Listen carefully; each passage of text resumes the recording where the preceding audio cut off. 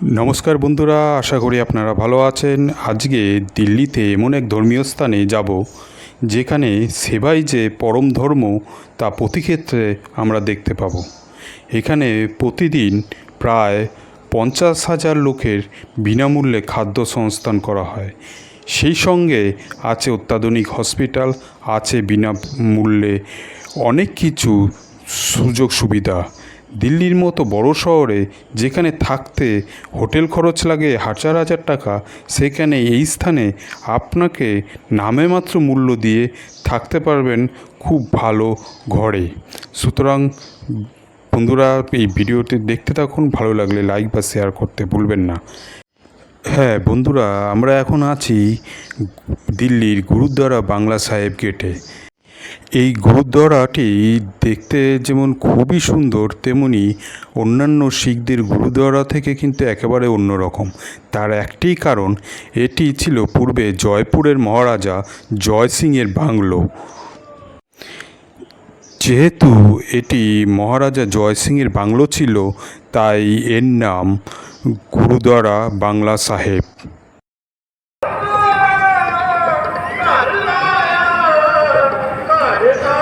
পরবর্তীকালে জয় সিং শিখদের এই বাংলোটি দান করেন। 1783 সালে শিখ জেনারেল বাদল সিং এখানে একটি ছোট আকারে গুরুদ্বারা ভিত্তি স্থাপন করেন এবং এর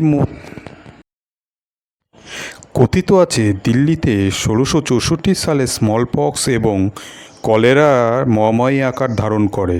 সেই সময় এখানে সরোবরের জল দিয়ে গুরু হরকিষেণ সিং বহু মানুষের প্রাণ বাঁচান। যদিও 1664 সালে গুরু হরকিষেণ সিং এই রোগে আক্রান্ত হয়ে মারা যান। তাকে যমুনা নদীর তীরে পরে দাহ করা হয়।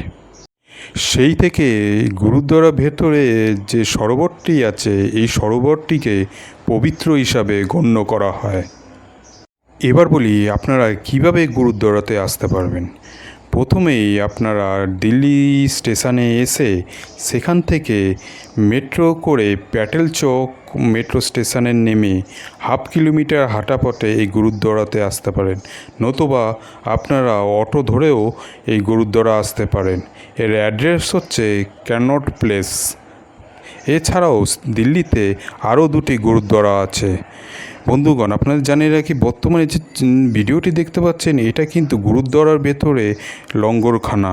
এখানে প্রতিদিন 50,000-এর উপরে লোক খাওয়া দাওয়া করানো হয়।